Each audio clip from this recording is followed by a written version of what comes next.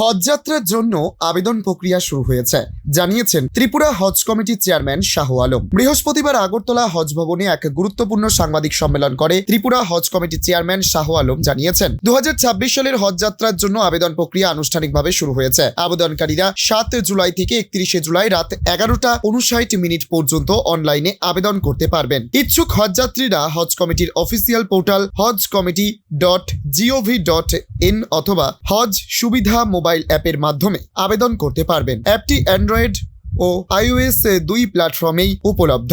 আবেদনকারীদের অবশ্যই নির্ধারিত নির্দেশিকা এবং অঙ্গীকারপত্র ভালোভাবে পড়ে তবেই আবেদনপত্র পূরণ করার আহ্বান জানিয়েছেন তিনি। ত্রিপুরা থেকে বিক্রম কর্মকারের report, crime press Bengal news.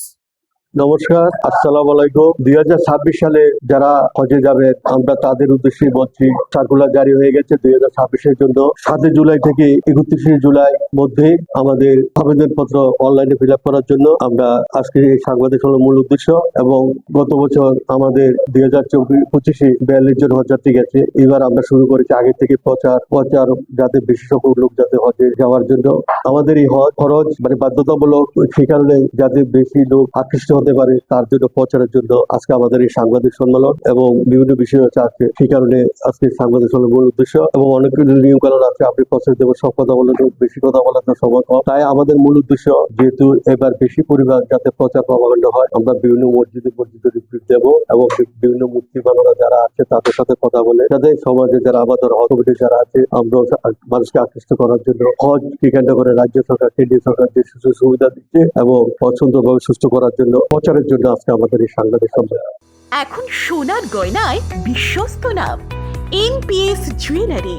আধুনিক ডিজাইন, খাঁটি সোনা আর সঠিক দাম সব একসাথে পাবেন এখানে। বিয়ে হোক, উপহার হোক অথবা নিজেকে উপহার, এনপিএস জুয়েলারি সব সময় আপনার পাশে। আসুন, কালীতলা বাজার, শ্রীপুর, বদনগঞ্জ রোড, কামারপুকুর, হুগলি। বিস্তারিত জানতে ফোন করুন 6296152576 এই নম্বরে। এনপিএস জুয়েলারি, বিশ্বাসী আমাদের পরিচয়।